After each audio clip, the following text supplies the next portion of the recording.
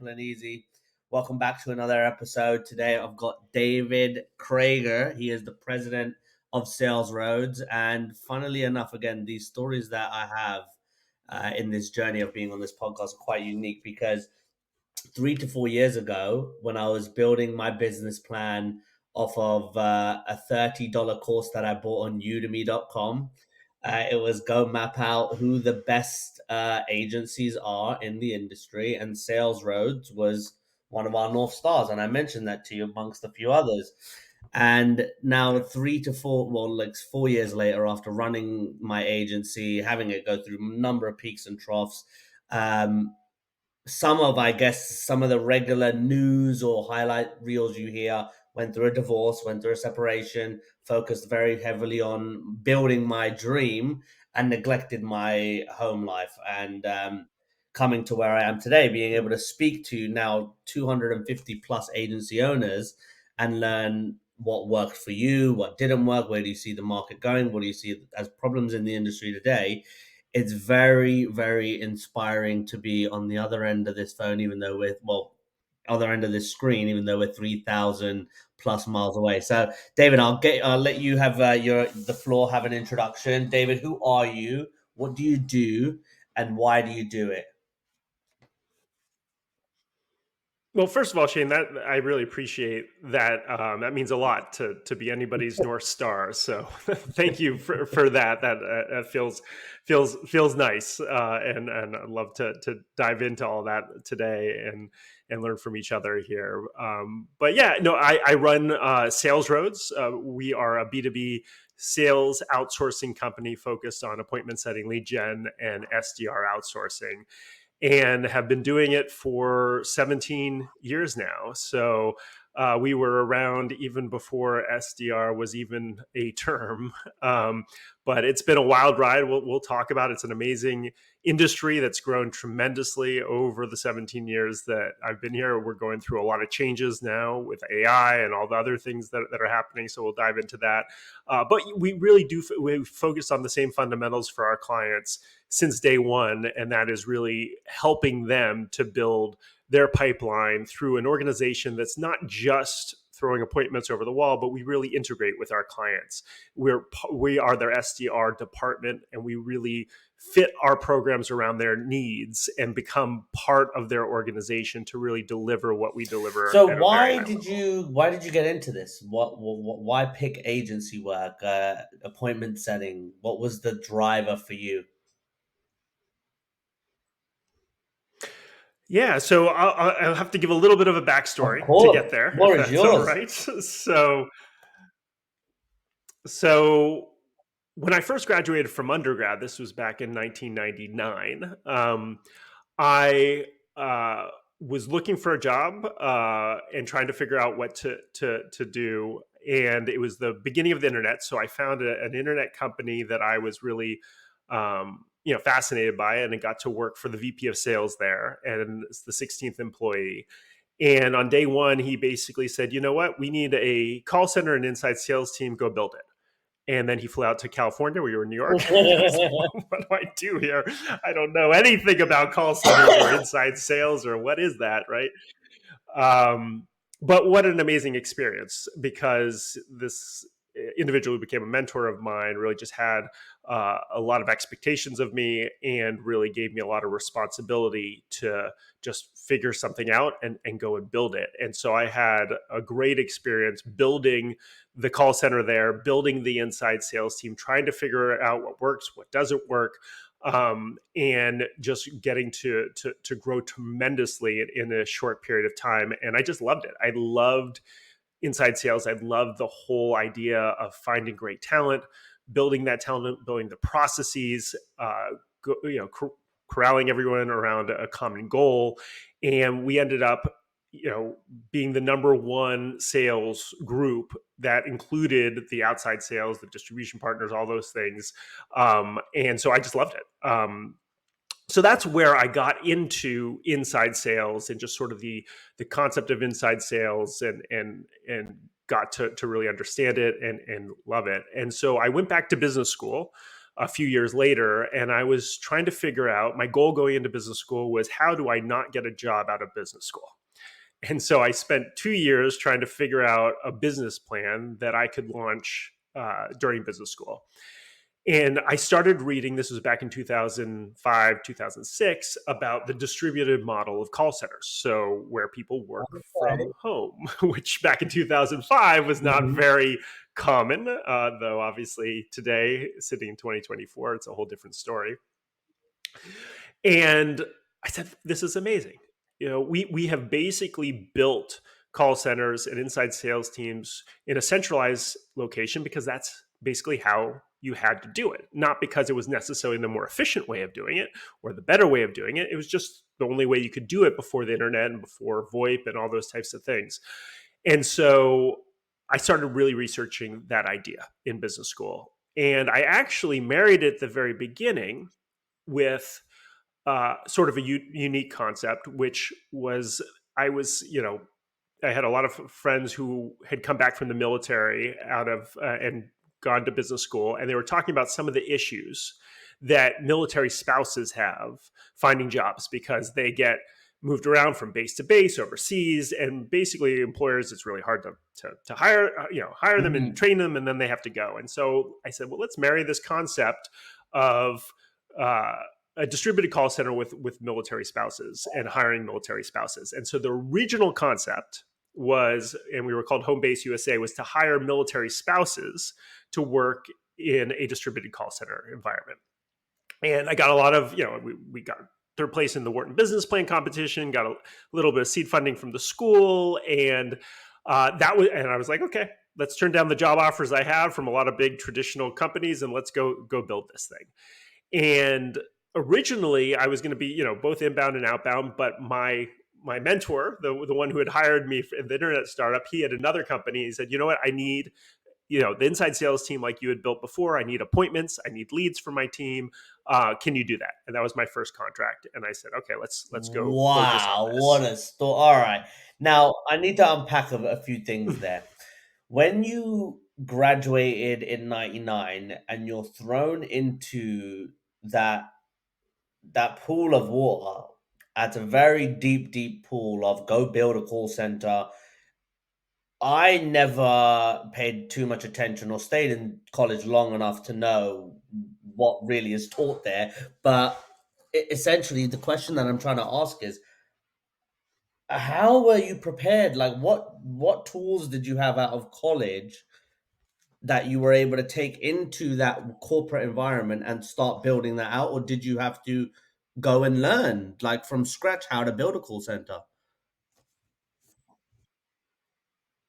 I had to learn from scratch, and so I would say I had some amazing experience in college, and I think I learned a lot. But it was not the academics; it Mm. was the people I was around and talking to them and things like that. And I can't say that my school really prepared me at all for real life and for building this. The only thing I would say, and I've always been a very diligent and organized guy, at least the organizational skills and the research skills and things like that, maybe. But the economics that I learned and political science I learned, come on, none of that. So yeah, it was really just rolling up my sleeves and trying to figure this out, talking to a lot of people. Starting, which I still think is a great principle today, and I still try to do it, is Yep. doing it yourself first, right? You got to get on, you got to get on the phone, you got to field the calls, you got to make the calls, and really start building up. And then I had a really great hire to help me manage the teams as well. And so putting the right people in place, being curious, and then just having the gusto and rolling up your sleeves. And I worked crazy hours. I mean, I think I worked a lot of hours building sales roads at the beginning, but I worked even more hours then because I didn't Mhm. know what I was doing, but I was Mhm. determined to make it work and to be really, Wow, really good that's at it. incredible. So in the 5 years that you did start building this operation, was there ever a point where you're like, I want to give up. I don't want to do this anymore? No, No, never. And that doesn't mean it wasn't hard, right? And it doesn't mean we didn't have our Mhm. get kicked in the butt a number of different times. But I, I I I think when you've got a clear mission and you know what you're supposed to build and you want to do it and you want to be successful, yeah, it doesn't mean that I didn't wake up in the morning or go to sleep at night anxious and worried, but I never had that thought. No, I don't want to do this. I think that's I was when you determined to try to do it well. it's the point of having the right type of fuel. So again, when I started building my agency right at the peak of COVID, so it was March 2020, they said go home, go sit and do nothing.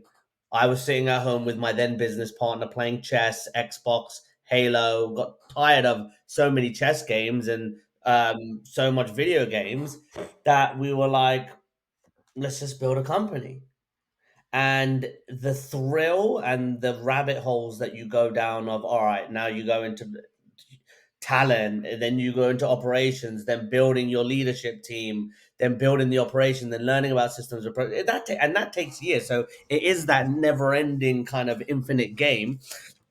What was the thing, what was the fuel to your fire though? Then what kept you going when you was in that in the first period? Because I want to pay attention to, that's like your foundation, right? The first role you ever had before you built Sales Road was enough of a foundation, which I always tell people: learn the trade that you're looking to do, learn the business, and then if you really, really believe in it and you feel it's helping a lot of people and you are part of that change, go build that yourself. If you have the courage and the balls to do it, go build that. That's usually what will work. And then you can go into anything you want.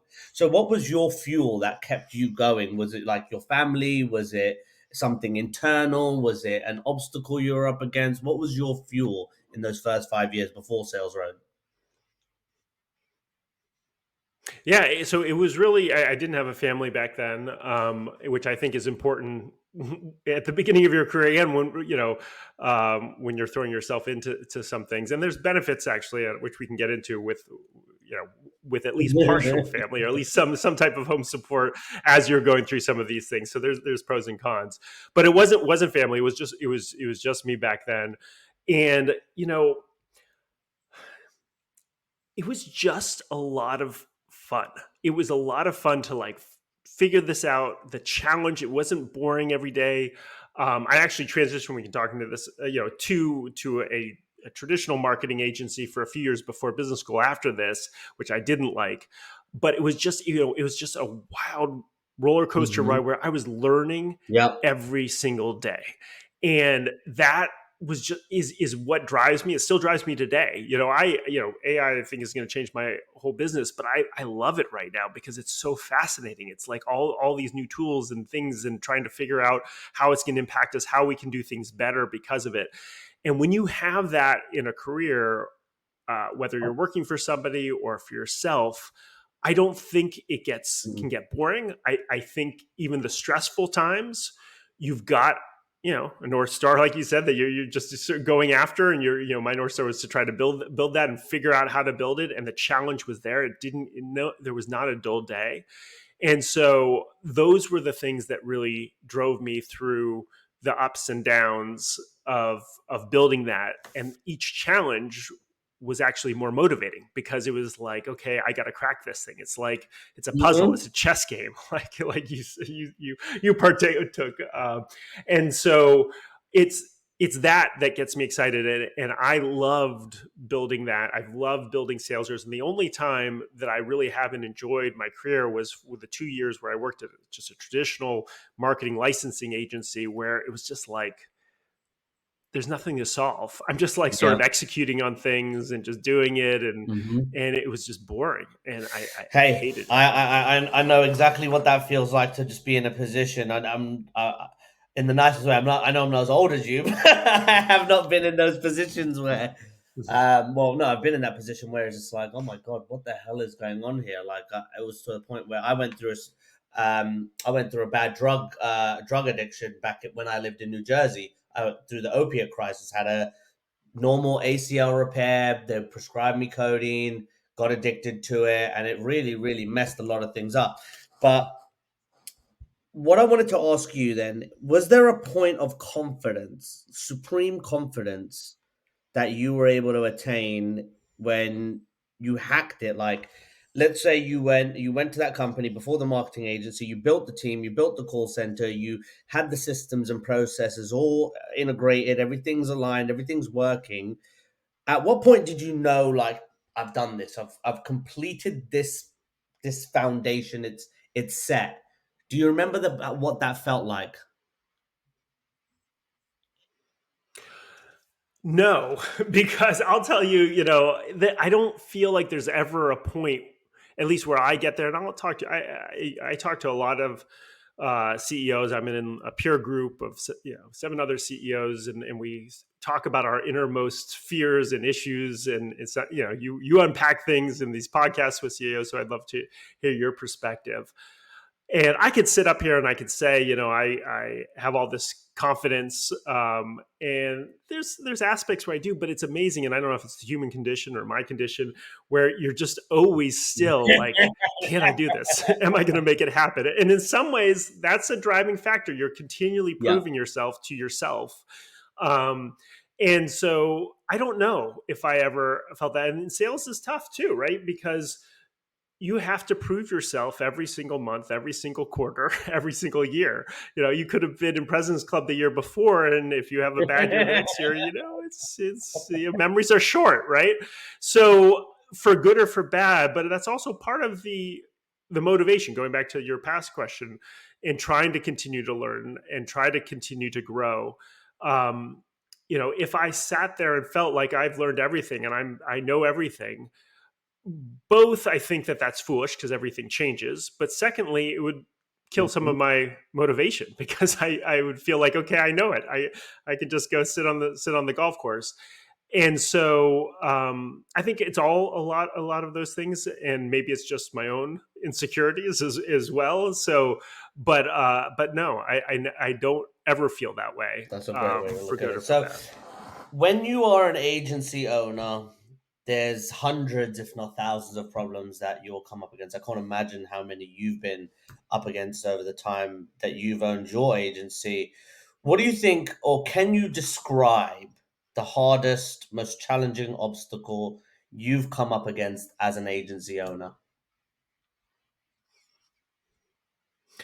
Yeah, I don't have all this gray hair just for good looks. So yeah, I mean, there are a million different things that come up every single day, and you just have to expect that. But if I were to talk about the biggest one, um, early on, we got a very big client, or at least what we felt was a big client back then, and we had a number of different seats, and it made up about 90% of my profit. And we built it. We did a great job, and I always knew that this was Mhm. a bit of an issue, right? But it was a really good client, obviously, and it was very consuming. It took up a lot of time, and I wasn't able to focus on growing other aspects of the business to try to make sure that we were doing the right thing for this client. But what happened, which happens obviously in agency work, is there was a point where they grew and they felt that they needed to bring it in house. And so the good thing is that we built a great relationship, right? And they gave us plenty of notice. I can't remember how much, 3, 6 months. It was a lot of notice, right? Both for us and for them, Mhm. because they wanted a good transition. They wanted to be respectful of us because it wasn't like we were doing a bad job. It was just a business Mhm. decision that they wanted to bring it in house, and so we needed to help transition them. And that gave us a little bit of time. But my God, when you look at the numbers and you're like, 90% of my profit is going to be going away. This is what has been Mhm. keeping us afloat. And all this hard work is going to be for naught and go away.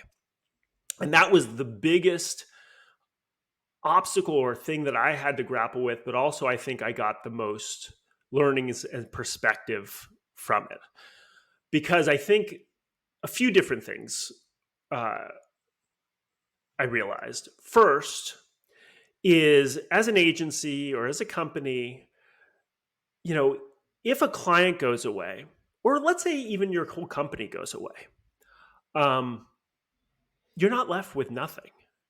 So with the first, let's talk about ourselves, right? So if we've been fortunate, SalesRoads has continued to grow over the years and it hasn't gone away. But let's say it goes away at some point. That's scary. But and you could say, oh, my life's work is gone, right? But the amount that Mhm. I've learned and the amount that I have to be able to apply to other things can never go away, can never be taken away from with economic environment, with a client, whatever it is. And I have learned so much, and I have gained so much perspective, and I am so much better an executive salesperson than I was 17 years ago. And I can go and apply that to other things. Fortunately, that's not the case, but with this, but it was close, right? It was a big client that went away, and so there were two things that I realized from that were really important. One, the first thing I said, but also, and I said this to the individuals at the time, I would much prefer this client goes away than losing this team.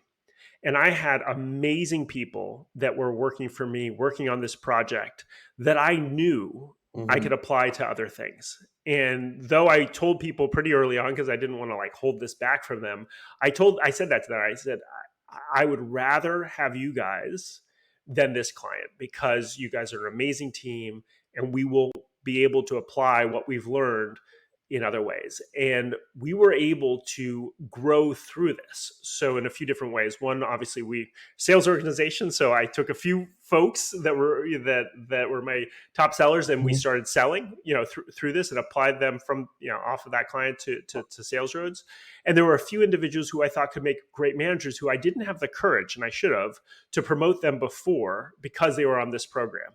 And that was the inflection point where SalesRoads moved from being a one-man show, David Kreiger running all these things, to being an Wow. organization.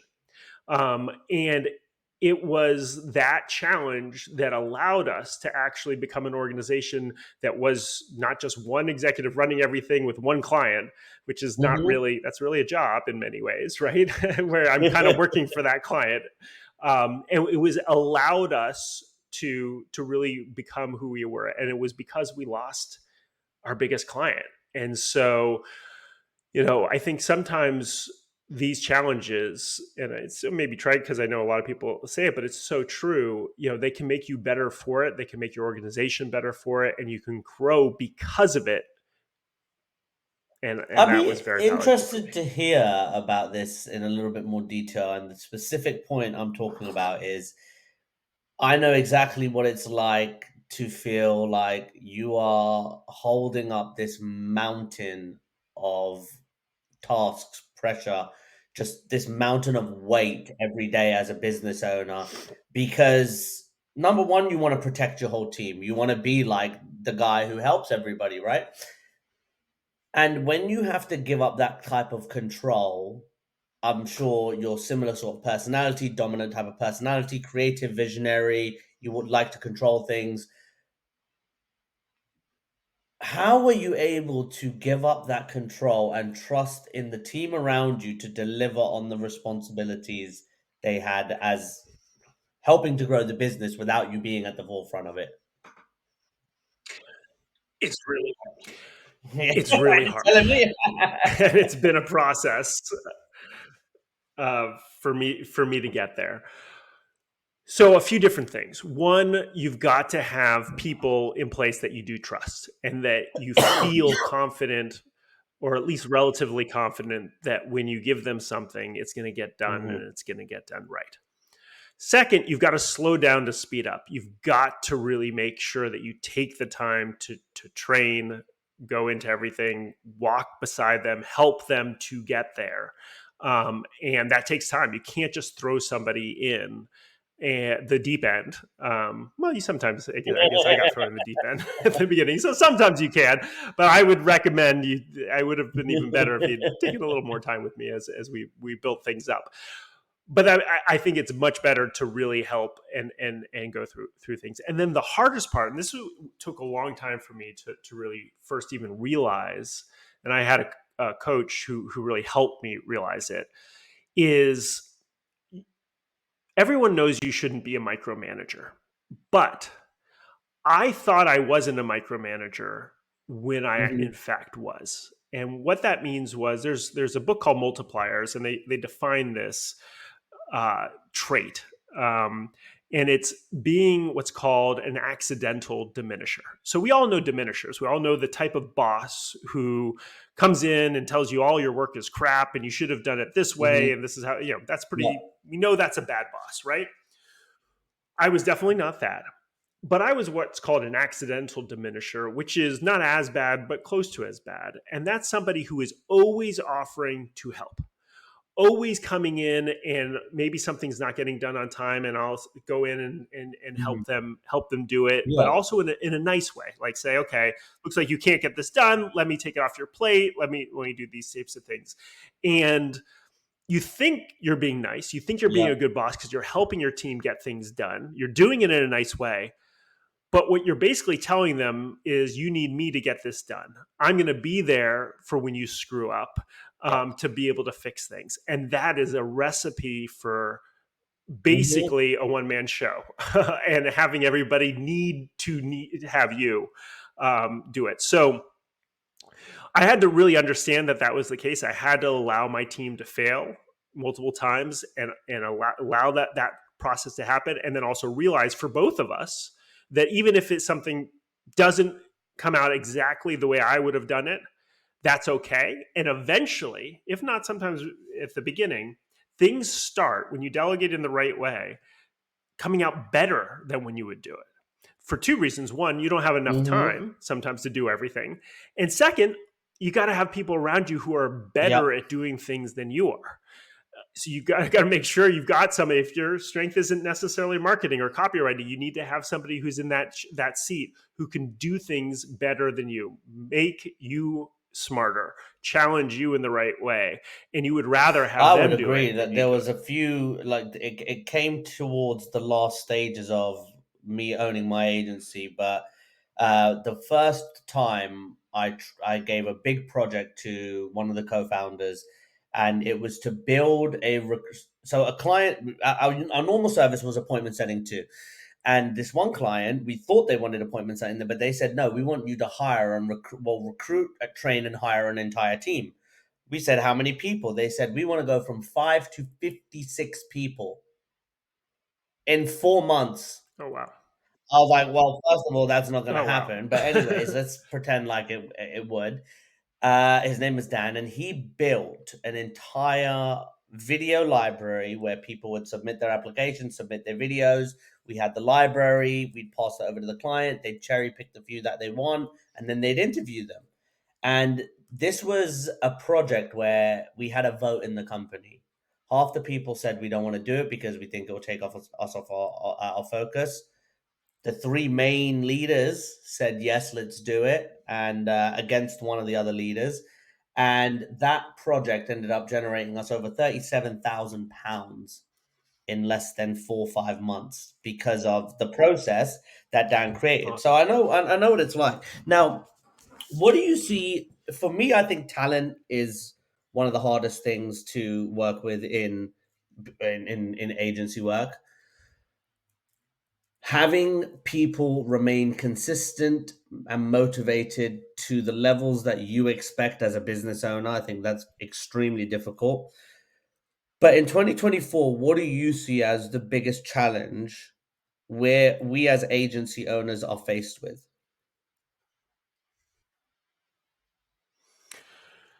Yeah, I think it's understanding the things that are fundamentals and are important to be able to execute on, while understanding also that the landscape is going to change rapidly in ways we can't predict. And this is something I'm trying to, I don't have answers for you today.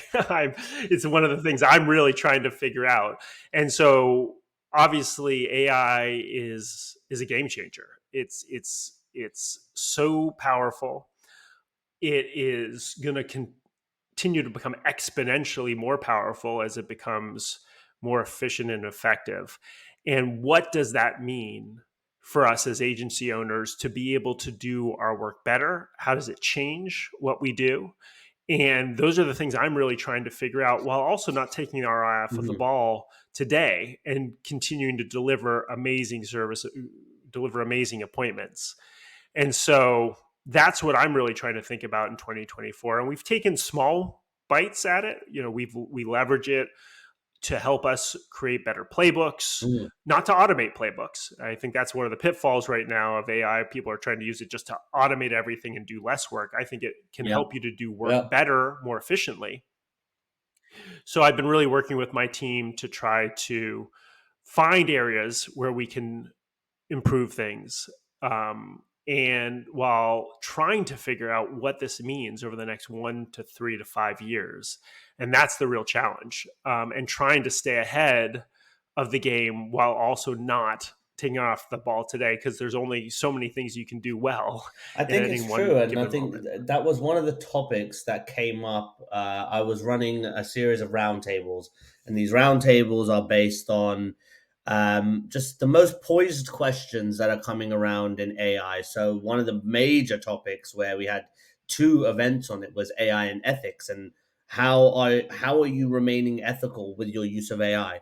So one of the things that we're working for and with at Mega, which is a technology based conversational AI company that specifies the specific niches synthetic speech. And what they are trying to do is build an AI. Well, what they are doing and have done is build an AI autonomous agent that has live interactions with the customers based on the first stages of the sales development process. And what that means is the ability for an AI agent to call David and say, "Hi, David, this is Sarah. I'm an AI agent. Do you want to speak to me in the next 30 seconds, or do you want me to hand you over to a human based or a human agent? Why have you called me? Well, I noticed you submitted this contact form. Thought you'd be interested in having a chat now rather than later. Yeah, cool. I'll speak to you." That is what this AI agent does. Now, as much as that is only the first 30 seconds of a 4, 5, 6, 7, 8 week sales cycle, that 30 seconds that it removes in wasted time from people missing out on that chance to call that opportunity, from missing out on opportunities to have the conversation quick enough, the volume of conversation of those inquiries, to be able to do these little things with the use of AI is what we're focusing on. Now, again, the ability to start an idea again now with the use of AI becomes very, very easy because you can just speak to it. Hey, I want to build a business plan on automated salad making, right? And I'll give you an example of this. So the normal restaurant model is we go into a restaurant, a waiter says, "Come, let's pick a table, take it to the table, take your order," goes to the back of the kitchen chefs up the food, they bring it out and serve it on the table, right? So there's this salad company now that is they invest £500,000 into robotics integration, this enormous system that makes your salad for you. So you now go into the restaurant, this machine has a number of little cylinders that have your lettuce, tomatoes, beetroot, carrots, sauce, everything, and it just rotates in a circle, right? You go in, you pick your thing. I want 15 ingredients. In 2 minutes, you have a perfectly made salad with all of the right volumes, the right quantities, everything. They are making 500 salads an hour versus what a Wow. human kitchen of 10 people can do. Their maximum capacity is 270. So again, when you move this same or similar model of creating salads, with the highlight of this is how can AI make our lives easier? What is the problem we're facing not knowing how to use AI? It's the logistics on how to use it. So let's the salad example, the salad making company as an example, you take that out and you have AI agents that are now building your interactions with your customers. You got a list of companies or contacts that have submitted their details. Now you have this AI agent that's working 24/7 around the clock, instantly ramps, quality control is through the roof. You are now having those conversations like clockwork, perfect every time. CRM notes are perfect every time because it's taking the voice and it's putting it right in there. So that's where I'm seeing problems in people's ability to simplify the use of AI in what we have available today versus making it super complex. And that leads into the next question. How do you think right now AI is going to alleviate some of these problems that you've just even mentioned now? How is it going to alleviate some of the problems we have as agency owners? Yeah, let me ask you a few questions first because I'm curious on what you just said, and then I'm going to tie it into some of the Yeah, of things course. I'm saying, if you don't mind, Shane. So with Mega, they are calling up, and it's an AI bot that does the first part of the conversation or can take the Mhm. whole Yep. conversation itself. Is that right?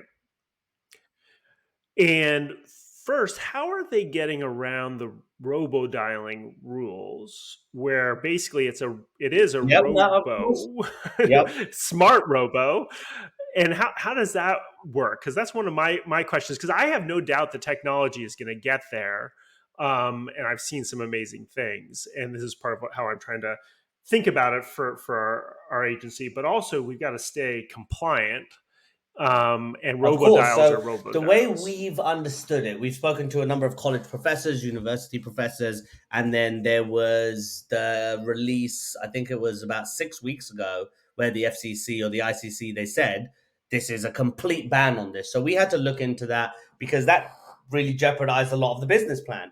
And what we came to find is there are going to be two stages of development with the use of AI. Now, the first stage of development will be where a company like SalesRoads or a company like HubSpot or Salesforce has a number of inquiries that come in every day.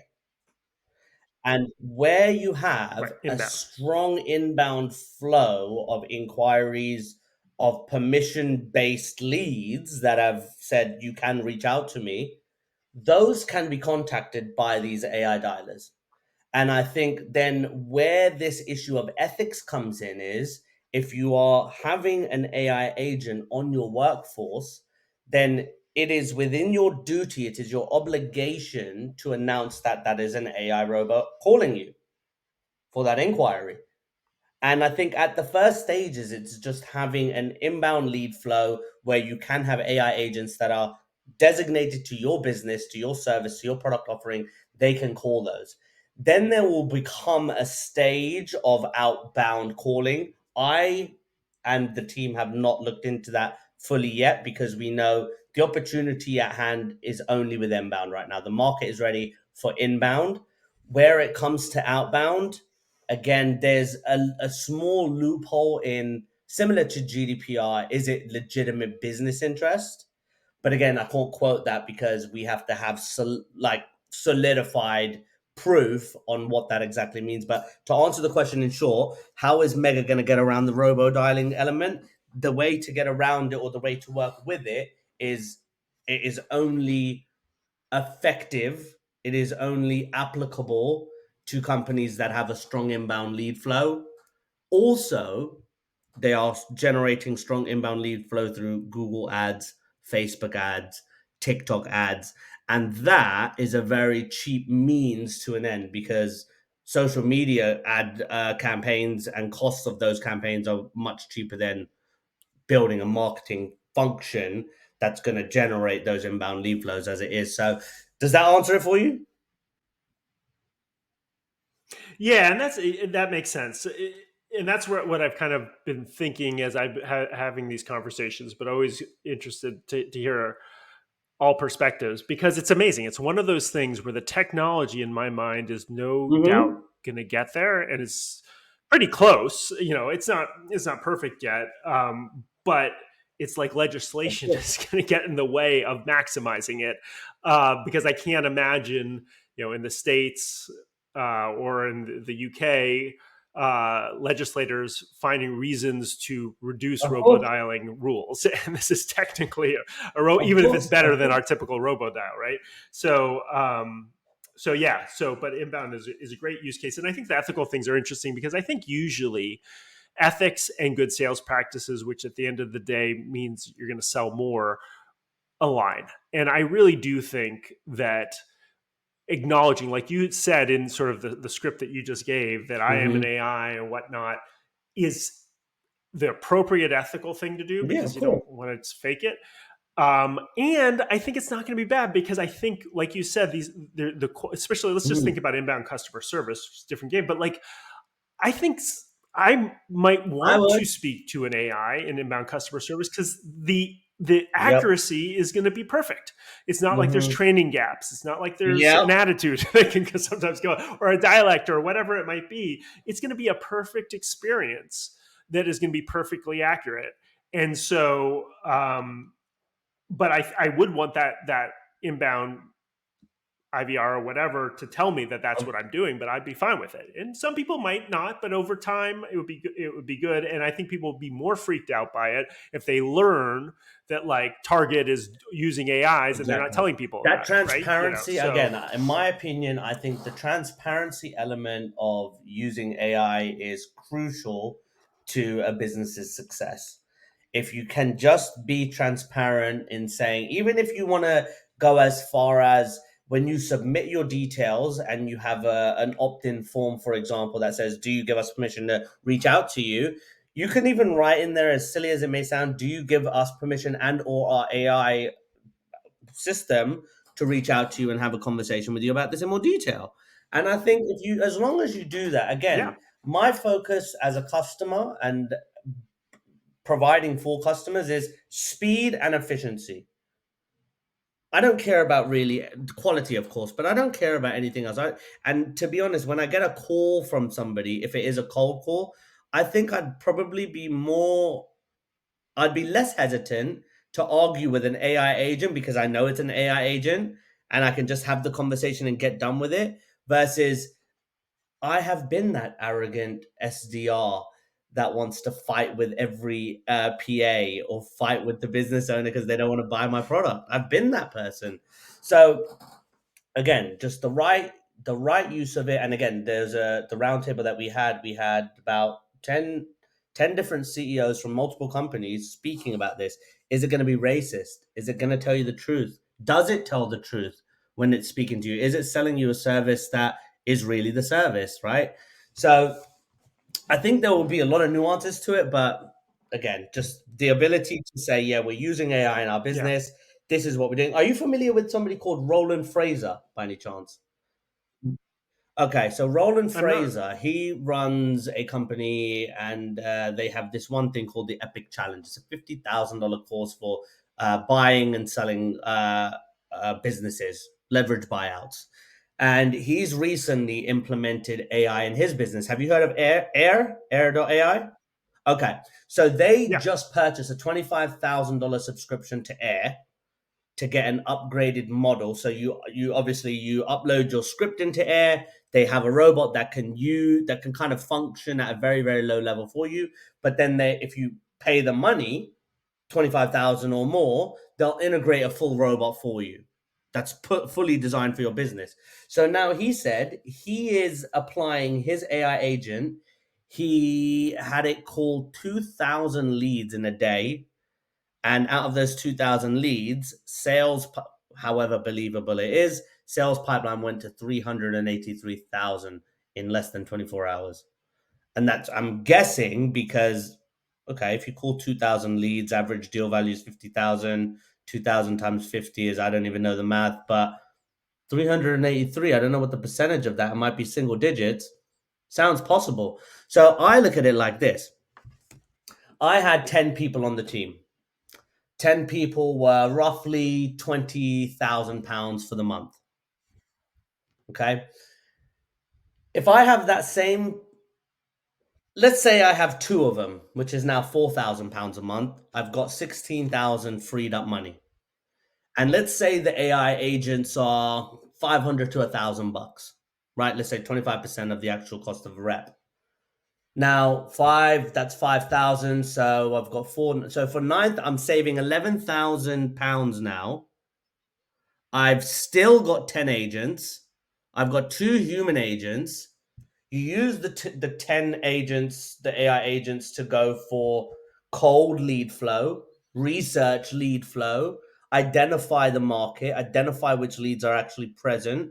They can then pass them over to the two and let the two have at it. They will be the highest earning people in that company in the history of that company. And the efficiency factor on that will be incredible just because, again, the capex versus opex cost and just the efficiency of those 10 agents being able to work around the clock against inbound leads.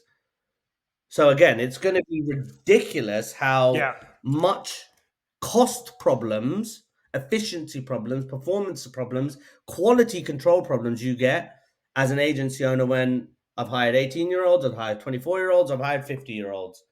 The 50-year-olds are the best. They actually care about the work, they do it right, they do the research, they take good notes. So where do you think AI is going to have the biggest impact for us then as agency owners in the next 365 days? Yeah. So in the short term, I do think it's around lead Mhm. research, and the technology is already there, and it's amazing how we can now. Obviously, you always could have scraped websites, but now you can take AI bots, give them prompts, and ask them to go through the websites Mhm. to find different things. For instance. A lot of times, some of the things that the Zoom infos of the world and sales intels of the world can't do is figure out who a company sells to. They know that a company Mhm. is a SaaS company, right? Or sometimes they don't even do that perfectly, but it's much easier to Yep. understand the industry that they're in. Whereas understanding what they do, how they do it, and who they do it for is just not there. But now what we've started doing is deploying AI agents on for the prospects that we're calling for ourselves or for our company to understand who they are, their value prop, who they sell to, and be able to use that to refine lists as well as, do a little bit of research for our team.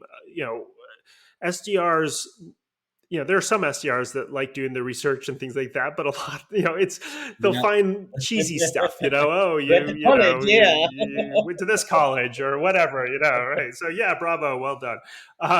So if you can, really optimize that and have an AI do it in the way that you want, which you already can today, as long as you're good at writing prompts.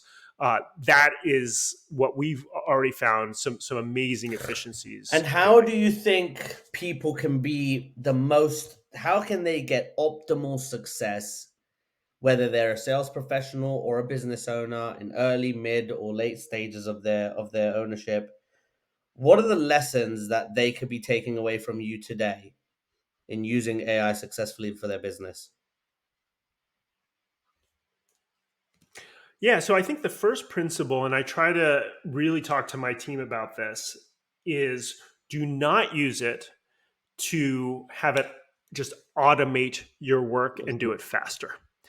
I think everybody wants a little silver button that they can press and sales jump out of the sky, or your job is done for you and things like that. And if you have it, an AI can write a playbook, it can write an email, but at least where it is right now, it's not going to do Yep, it you're right. better than you. And but you with the AI will do it better than you ever did it before if you use it right. If you just have a prompt and click it and then have it right, it's not going to look good and people know it's AI. If you use it as now, all of a sudden, for $20 a month, and even some of the Claude and Gemini they're saying are maybe as good as GPT-4, you can maybe get it for free. You've got a little assistant who can help you to brainstorm, can help give you feedback, can help you come up with 5 different versions of an email, and you figure out which one you like better and then Mhm. refine it with it. You now have your own. Everybody wants to have an assistant, right? Well, now you've got one for basically free. But use them as Yeah. a way to make you better, to brainstorm with it, to iterate, to come up with zany ideas, realizing most of them are going to be crap, and be able to just enjoy it and learn from it and grow Yep. it and talk to it. And just any question you have, you've got it right there to be able to engage. I was listening to a podcast yesterday. Will I Am now has his own, he hosts a podcast. I didn't listen to his actually, but with an AI bot. And he just talks to it, and they talk back and forth. And he just says that it is an amazing way for him to just explore ideas. Sometimes people don't want to sit there and talk to you for an hour about an Nope. ethical thing that you're thinking about, or maybe a new idea that you have. Yep. But you know what? AI is going to It, sit there and not get I've, bored. I've, I've actually gone through So, so many prompts, it's locked me out. yes, me too. But I think you're right, man. I think you're right. It's just the ability you've kind of got this. Um, you can call it as cheesy as you want. You've got a coach, you've got a friend, you've got an ally, you've got in my chat GPT warehouse, I'm very familiar with the builder. So I've built a ton of GPTs that have helped me with analyzing 10K reports now. So I can upload a 10K report and I can say, find me the top 3 things to bring to the next business meeting with their CEO and CFO. I know not many people are doing that, right? And then again, you have That's a number awesome. of other things with accountability. Here's my plans for the year. Here's my goals every month. Keep me accountable every week. And you check in with that. I've got a transformation coach that I've uploaded my dietary plan from 4 years ago, where it was my biggest weight loss ever, 25 kgs. And I've uploaded that in there. And now I have a set template. And if I modify my meal plan at all out of the 6 meals I have in the day, it will tell me, okay, now change these meals to this, this, this, this, this. Hmm. So again, it's just Amazing.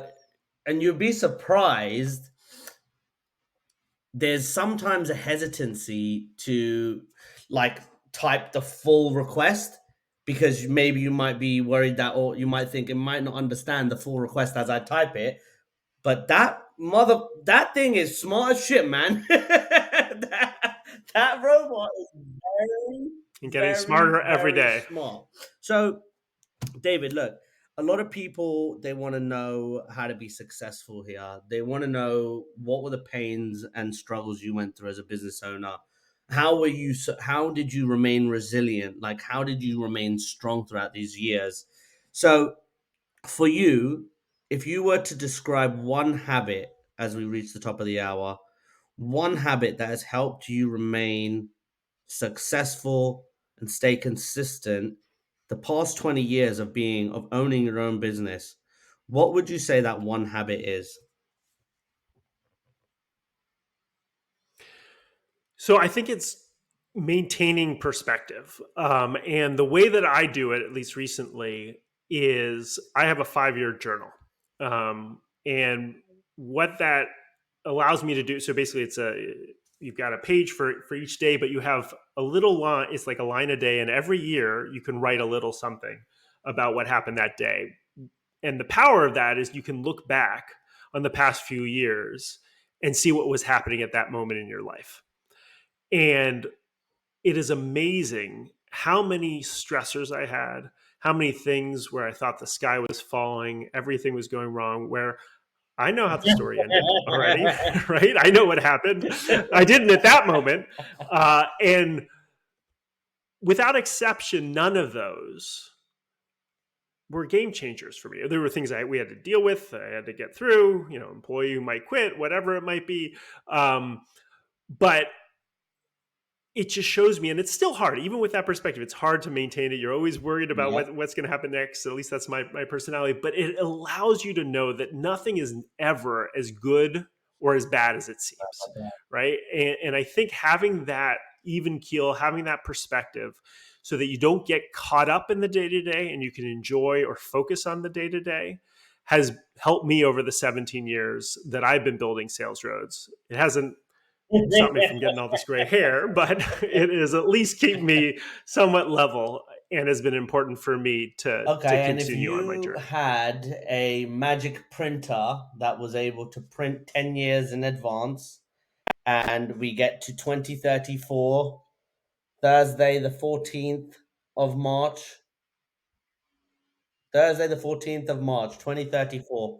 You're in the room with me. You're in your office. We're shooting this podcast. What are you doing 10 years exactly from now on this day at this time? Are you still running the agency? Are you Yes. retired? Are you on the golf course? Are you on a boat? No, I'm not retired. What I think eventually I'd like to do is we didn't get into it much today, but one of the big things that was really transformative for me was having a coach and having somebody who understood how to build a business, how to scale a business, how to create the right operating structure, how to create the right org chart, create the right type of processes, and that really was game changing for me in my life.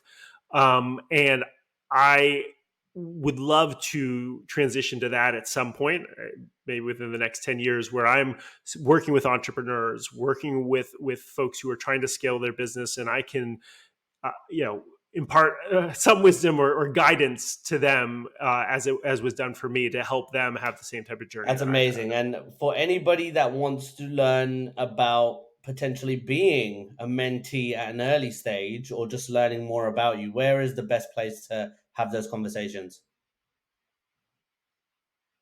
So I'm active on LinkedIn. So if you just hit me up on LinkedIn, David Kreiger, and DM me. Love to hear your perspective, questions you have. Happy to jump on a call. So please Awesome. Well, just look, hit me guys, up there. thank you for watching this, David. Thank you for being a lovely guest on the show. And if anybody out there did get the right type of value, they did learn, they were educated, you take something away from this that you use in your everyday life. I want you to like this episode. I want you to share it. I'd love for you to subscribe, and there will be a ton of details about David and his business in the summary below. So, without further ado, I will end the show today and we will see you on the next one. David, any last words? No, just Shane, thanks so much for having me. This was a Awesome. great Thank you. Stay conversation. I on for loved a it. bit. I'm going to just stop the show.